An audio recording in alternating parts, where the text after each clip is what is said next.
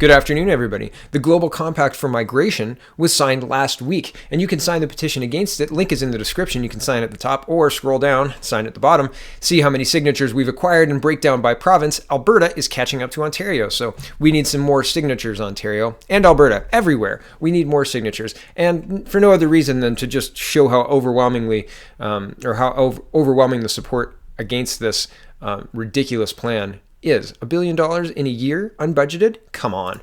Awful. Come and join the conversation. Either tell me how wrong I am or just come and enjoy the Canadian politics focusedness of it all. You need to register in order to see the forums and to participate, but private forums means a higher level of conversation, and I've already met some wonderful people in here, so thank you for participating, everyone. And I have some mods now and some people in the process of becoming mods, so we're going to have an even better experience. So that'll be great, like a faster turnaround for getting passwords and things like that. Anyway, it would be wonderful to have you come and join us. CanadaPolly.com. Link is in the description. On to the news tonight. Pierre Pollivere is saying, today is the big day. The Trudeau government will release its long-term economic fiscal projections, which will tell us the year we will have a balanced budget. Trudeau promised a balanced budget in 2019. And yeah, He promised that. That was one of his election promises. He broke that along with electoral reform as well as sane marijuana laws. They're unconstitutional, as is the driving. And drum roll, yeah, you read that right. The Finance Department predicts the federal budget will be balanced by 2040. Yay! They've spent all of the money for the next 20 years. Wonderful. Absolutely awful. And here's the article about that. Link is in the description. It says Finance Department predicts the federal budget will be balanced by 2040. A balanced federal budget won't land until at least 2040, 5 years earlier than the government predicted last year.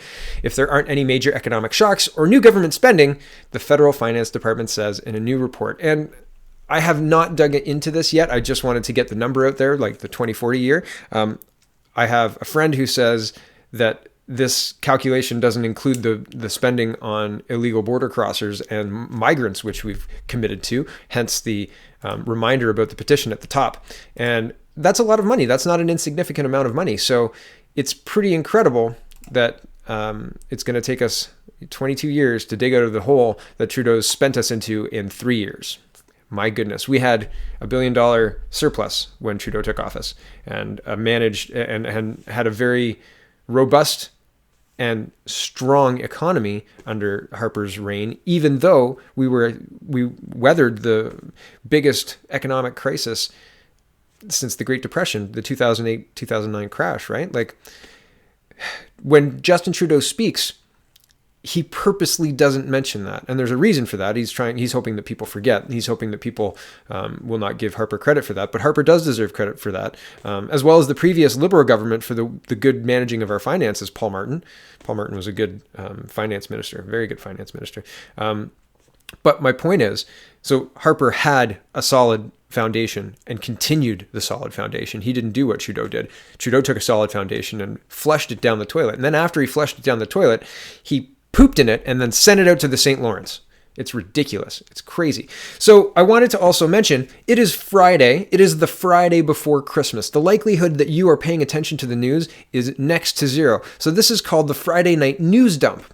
And Friday Night News Dump is unpopular stuff like, oh, we're not going to balance the budget until 2040. What?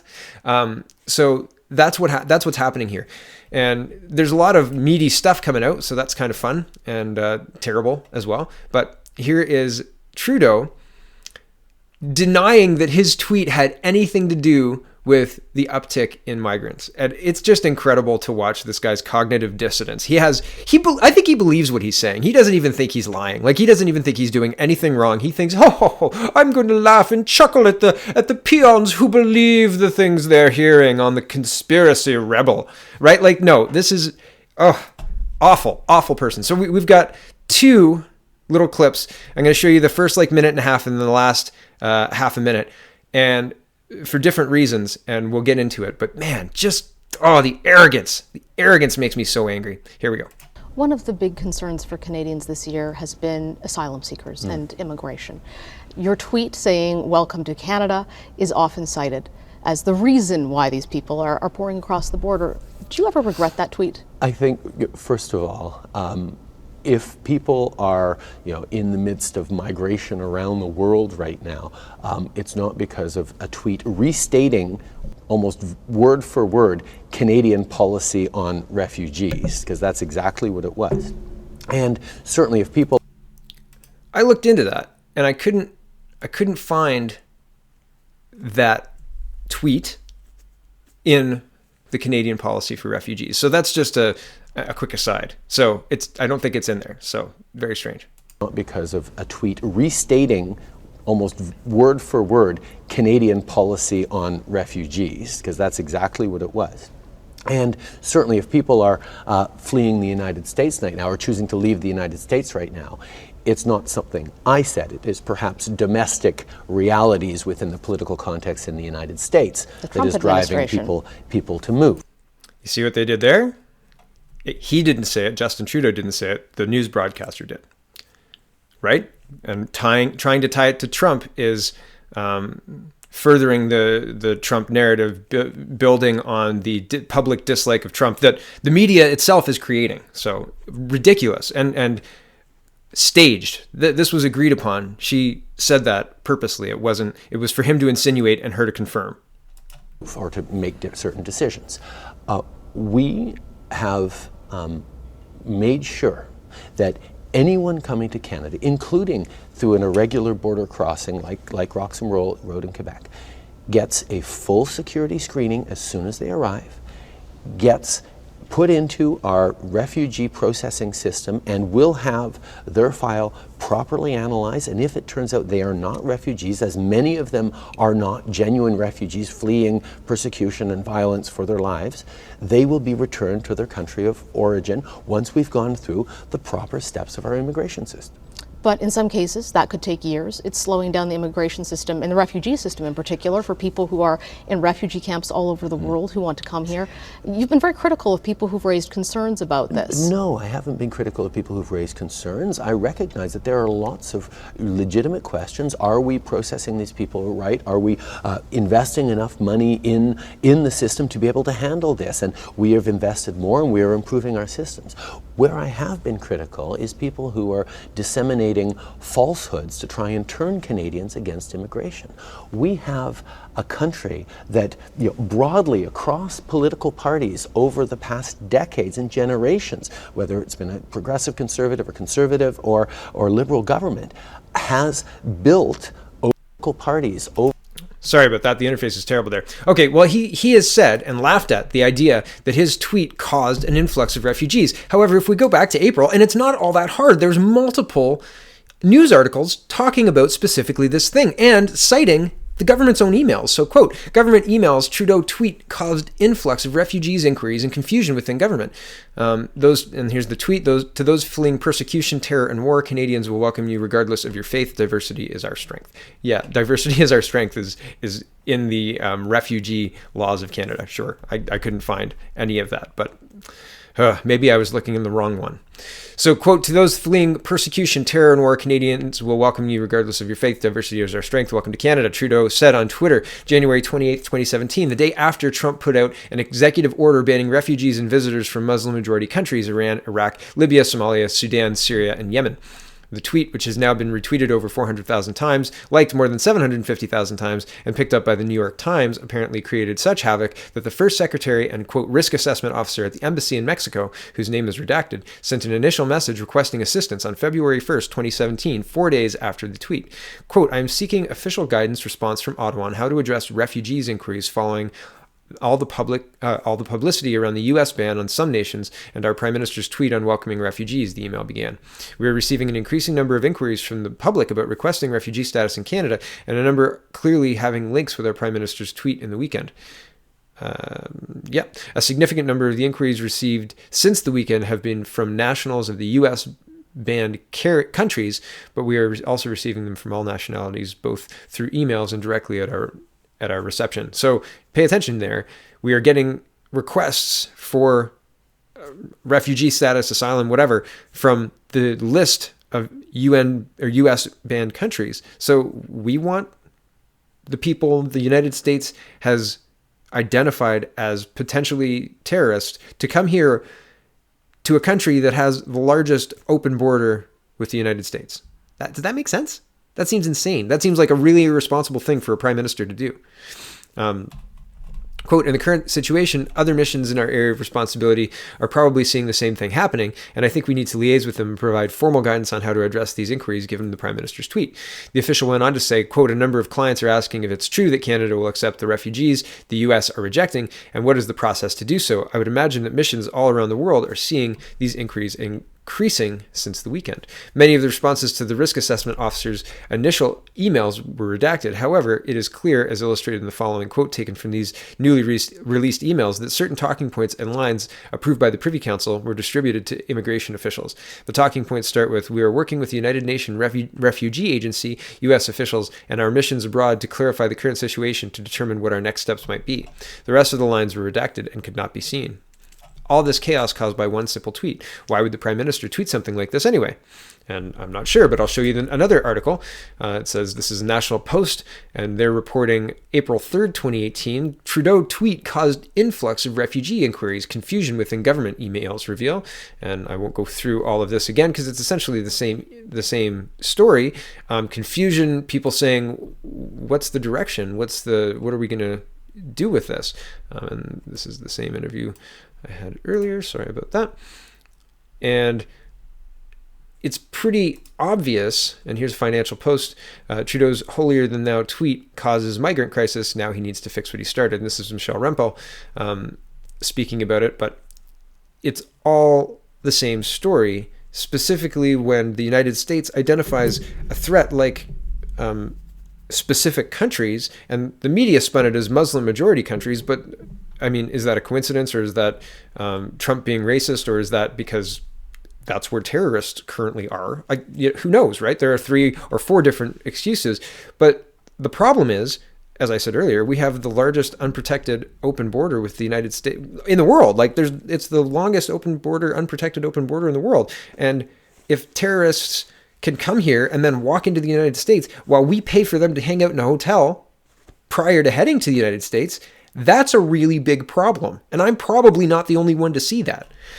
So it's very, very frustrating to have the Prime Minister guffaw when being asked about was that an irresponsible thing to tweet out, and then shame people and say, oh yeah, it's part of our policy, and it's terrible that anybody would question it. The other part of this is he starts blaming the Conservative Party, and this is, again, it's a really bad interface, so I'm sorry that the video was jumping around. But he blames the Conservative Party for spreading falsehoods about and he calls it the Compact on Immigration. And we'll look at that. But that's insanity, because there are a lot of countries that have the same concerns as the Conservative Party. So trying to brand them as crazy conspiracy theorists, like a whole party trying to brand them as conspiracy theorists, I think is going to blow up in his face, in his confused potato-looking face. Yes. Ridiculous. Okay, so I'm going to find the right timestamp and start it up. Okay, here we go. Canadians have confidence that immigration is good for our communities and our economy. Polls are showing that that's starting to change. Are you concerned that this is going to turn Canadians against immigration? Politicians deliberately disseminating falsehoods like the Global Compact on Immigration is... Did you hear that? The Global Compact on Immigration. Here's the Global Compact for migration. There's a difference. Immigration, the action of coming to live permanently in a foreign country. Migration, seasonal movement of animals, or movement from one part of something to another. He is purposely doing this to confuse and conflate. This is on purpose. As much as I like to joke about it, he's not that stupid. He's a buffoon, but he's not stupid. A binding attack on our sovereignty. I mean, these are the kinds of things that, unfortunately, the Conservative Party has chosen to start spreading as information when they know, in fact, that that's patently false. We see a political party going to a place that no mainstream political party in Canada has gone before, which is playing a very, very dangerous game of starting to turn Canadians against immigration when most Canadians know full well that new families coming to their communities, integrating, creating jobs, creating opportunities. again, conflating immigration with all sorts of other things. The Compact for Global Migration makes migration a human right and allows people to willy-nilly walk into our country, and they automatically have all the human rights. So they need to be put up in hotels and have hearings and blah, blah, blah, blah, blah. Expensive, expensive, expensive. It's cost us $1 billion this year, right? When you talk about the federal funds and the provincial funds across the country. It's insanity. This is the Gatestone Institute, and it says democratic countries should back out of the UN Global Compact. And this is printed on December 9th at 4 a.m. It says the EU has been paying particularly North African governments for years to keep migrants away from the European continent. The effort seems to have yielded few results in terms of stopping migration to Europe. That's we're going to spend money in your country to make it so appealing so that people stay there, right? And it's not been effective already for stopping migration to Europe. So why would it help for us? Okay, the next point. The UN Global Compact stipulates that, quote, media outlets that systemically promote intolerance, xenophobia, racism, and other forms of discrimination towards migrants should not receive, quote, public funding or material support. Already it's clear what this stipulation means in practice. The UN recently banned the Canadian outlet Rebel Media from attending the conference for the adoption of the UN Global Migration Compact. When Rebel Media asked for an explanation, they were told that the UN, quote, reserves the right to deny or withdraw accreditation of journalists from media organizations whose activities run counter to the principles of the Charter of the United Nations or who abuse the privileges so extended or put the accreditation to improper use or to act in a way that is not consistent with the principles of the organization. The decisions are final. Oh, you can't even appeal. Welcome to the UN, iron fist of the UN, and it slams down and says, you are not a journalist, Rebel Media. Next point, this form of totalitarian behavior on the part of the UN should encourage more states that still value democracy immediately to back out of the compact. Man, these Gatestone Institute must be far-right international policy council, eh? They must just be far-right crazy conservatives. And the Australians must be. This is a list of the countries who did not sign on to the Global Compact. And this is not a full list. There are more, and I have not had a chance to fill out this list with footnotes. Like I want to link to the article talking about it, and I just haven't had a chance. So I'll read out the list, and the link will be in the description. You can come and read the articles for yourself. But here's the list. Australia's out. Austria's out. Bulgaria's out. Croatia's out. Czech Republic is out. Estonia is out. Hungary's out. Italy's out. Israel's out. Poland's out. Slovenia's out. Switzerland's out. United States is out.